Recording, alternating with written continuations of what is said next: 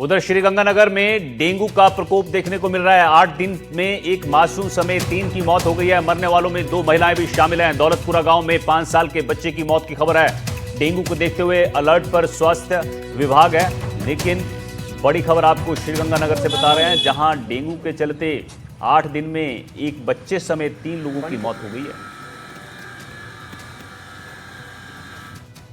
Dengue का आ रहे हैं पेशेंट, ऐसा नहीं है कि नहीं आ रहे पेशेंट। अपने पास डेली ओपीडी हमने 3 मेडिसिन ओपीडी को 3 में डिवाइड कर रखा है, जिसमें एक बुखार के रोगियों के लिए अलग से सेपरेट ओपीडी है जो 18 नंबर में चलती है, बुजुर्ग आदमी के लिए 17 नंबर है, और 16 नंबर पर जो पुराने क्रोनिक पेशेंट आते हैं जैसे डायबिटिक हाइपरटेंशन वाले, ताकि मरीज को ज़्यादा लंबे लाइन में ना लगना पड़े।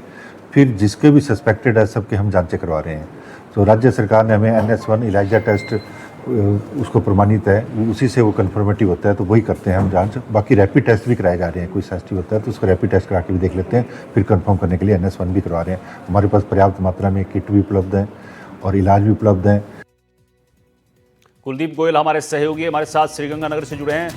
कुलदीप, श्रीगंगानगर में डेंगू कहर बरपा रहा है। 8 दिन में 3 लोगों की मौत, इसमें एक बच्चे की मौत भी हो गई है। ये चिंता की बात है। स्वास्थ्य विभाग की तरफ से क्या यहाँ पर तैयारियां की गई हैं डेंगू से निपटने के लिए? देखिए, स्वास्थ्य विभाग के अधिकारियों से हमारी बात हुई है तो उन्होंने यही कहा है कि जो अवेयरनेस कैंपेन है वो पिछले कई दिनों से लगातार जो चल रहा है और इसको और तेज गति से कर दिया गया है।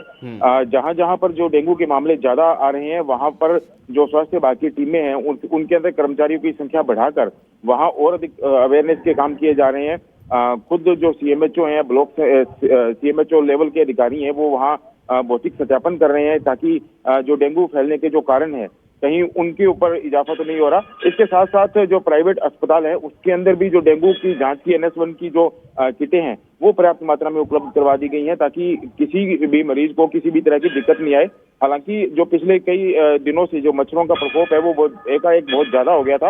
हालांकि अब वो जो मच्छर है कम दिखाई दे रहे हैं। उम्मीद की जा रही है कि आने वाले दिनों में डेंगू से निजात मिल पाएगी, लेकिन फिलहाल जो स्वास्थ्य विभाग है वो और अधिक सतर्कता के साथ में काम में जुट गया है। जी ठीक है, बहुत बहुत शुक्रिया कुलदीप आपका इस जानकारी के लिए। उधर बाड़मेर से बड़ी खबर मिल रही है। इंदिरा गांधी की प्रतिमा खंडित करने का मामला सामने आया। मल्लिकानाथ सर्किल पर मूर्ति को खंडित किया गया है। आक्रोशित कांग्रेस नेताओं ने SP को लेटर लिखा है। दोषी के खिलाफ कड़ी कानूनी कार्रवाई की मांग की गई है। आरोपी की तलाश के लिए CCTV खंगाले जा रहे हैं। बड़ी खबर आपको बाड़मेर से बता रहे हैं, जहां इंदिरा गांधी की प्रतिमा है उसको नुकसान पहुंचाया गया है, तोड़ा गया है। यहां मल्लिकानाथ सर्किल पर यह मूर्ति है जिसको तोड़ा गया है। अब कांग्रेस नेता आक्रोशित हैं। उन्होंने SP को लेटर लिखा है। दोषी के खिलाफ कड़ी कार्रवाई की मांग यहां पर की गई। ये देखो, ये किसी असामाजिक तत्व की शरारत है।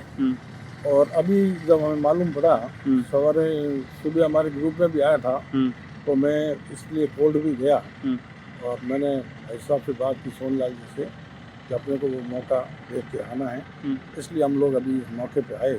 उसमें एक ये पत्थर जरूर हमें यहाँ मिला है और ये इसका हम अभी SP साहब को ज्ञापन देंगे।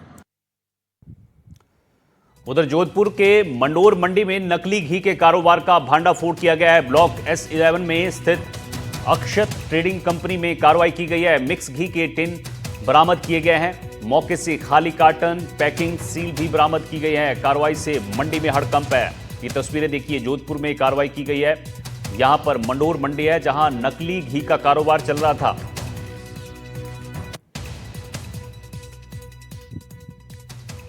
उधर झुंझुनू से बड़ी खबर मिल रही है। रोडवेज बस के नीचे आने से बुजुर्ग की मौत का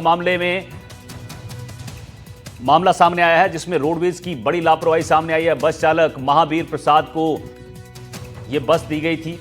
एक आंख से महावीर प्रसाद को धुंधला दिखता है, उसके बावजूद भी ये बस इस चालक को दी गई थी। रिटायरमेंट का भी सिर्फ 1.5 ही साल बाकी है। बार बार पीड़ा बताने पर भी रोज बस चलवाई जा रही थी। 400 किलोमीटर 3 महीने से खाना नहीं खाया, प्रसाद का ये कहना है। और डिपो और ट्रैफिक मैनेजर ने अब इस मामले पर चुप्पी साध ली है। 3 महीने से खाना नहीं खा रहे हैं और जब कुछ शिकायत भेजते हैं उनसे CM साहब से बात करते हैं, बोले तुम्हारी खोटी नीति काम करने की नीति नहीं है। तो सर 33 साल किया किसी ने मेरी जगह। तो हाँ बोलो लिख के दे दो, आप घर चले जाओ, खेती का काम कर लो, आराम से सो। चलना पड़ेगा यहाँ। ऐसे जवाब मिल रहे हैं तो डरते बोलते ही नहीं। उधर बाड़मेर में पुलिस को बड़ी सफलता मिली है। एमडी ड्रग फैक्ट्री नेटवर्क पर बड़ा एक्शन हुआ है। ड्रग नेटवर्क का मुख्य सप्लायर रोहन प्रभाकर को गिरफ्तार किया गया है। कोर्ट में पेश कर इसको पुलिस रिमांड पर लिया गया है। जुलाई 2025 को सेडवा में ड्रग फैक्ट्री पकड़ी गई थी। 100 करोड़ की एमडी ड्रग तैयार करने की यहां पर साजिश थी। एक बड़ी एमडी की फैक्ट्री हमने पकड़ी थी, तो उसके तार उस समय मुंबई तक गए थे। उसी में एक जो अभियुक्त रोहन, मेन जो अभियुक्त है रोहन कंपनी का मालिक है, रोहन को हमने एसएचओ चोटल के द्वारा वहाँ बॉम्बे से जाके इसको आज गिरफ्तार किया गया, पीछे लिए जाएंगे। उसमें पहले भी इस प्रकरण में 6 प्रकरण, ये 7वां अभियुक्त है जिसको रोहन को गिरफ्तार किया गया, जो रोहन कंपनी का मालिक है। इसके पूर्व एनडीपीएस के 4-5 मुकदमे हैं। पूर्व जो ये कंपनी में जैसे नेटवर्क से जो हमने सेडवा में जो एमडी की फैक्ट्री पकड़ी थी, उसके बाद उन्होंने बॉम्बे में पकड़ी, प्रतापगढ़ में पकड़ी और हुई। अब इसको आज माननीय न्यायालय में पेश करके पीसी रिमांड लिया जा रहा है। भाई उसने और भी कहा भारत में किस किस जगह जो ये जो कंपनी एमडी की बनी कहाँ माल सप्लाई की जाए, तो उसको हमने गिरफ्तार करके उसे पीसी लेके पूछताछ करें। किशनगढ़ से बड़ी खबर मिल रही है। पुलिस की गिरफ्त में यहां पर हिस्ट्री शीटर खुशीराम फौजी आया है। पुलिस ने हिस्ट्री शीटर का गांव में जुलूस निकाला है। आरोपी पर 10 से ज्यादा आपराधिक मामले दर्ज हैं। हथकड़ी लगाकर पूरे गांव में घुमाया है आरोपी को। ग्रामीण घरों से बाहर निकलकर इस आरोपी को देखने के लिए निकले।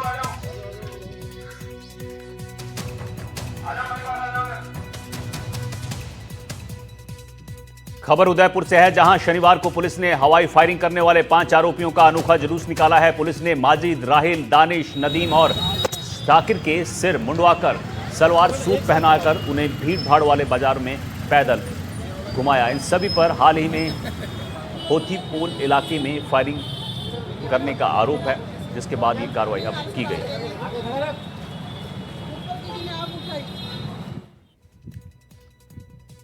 राजस्थान कर्मचारी चयन बोर्ड की ओर से 2 नवंबर को जिला मुख्यालय पर ग्राम विकास अधिकारी सीधी भर्ती परीक्षा 2025 आयोजित की जाएगी।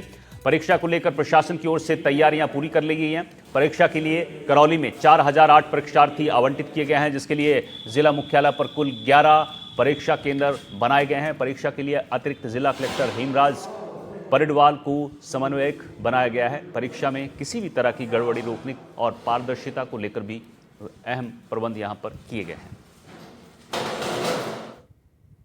ग्राम विकास अधिकारी सीधी भर्ती परीक्षा कल करौली जिला मुख्यालय के 11 परीक्षा केंद्रों पर संपन्न होगी। कुल 4008 परीक्षार्थी इसमें सम्मिलित होंगे। हमारे 7 परीक्षा केंद्र निजी शिक्षण संस्थानों में है और 4 परीक्षा केंद्र राजकीय उसमें। सभी परीक्षा केंद्रों पर उनके जो संस्था प्रधान है उन्हीं को केंद्र अधीक्षक बनाया गया। इसके अलावा परीक्षा की निष्पक्षता और परीक्षा गरिमापूर्ण संचालन हो। निजी परीक्षा केंद्रों पर 2-2 पर्यवेक्षक और राजकीय परीक्षा केंद्रों पर 1-1 पर्यवेक्षक हमने नियुक्त किया गया है।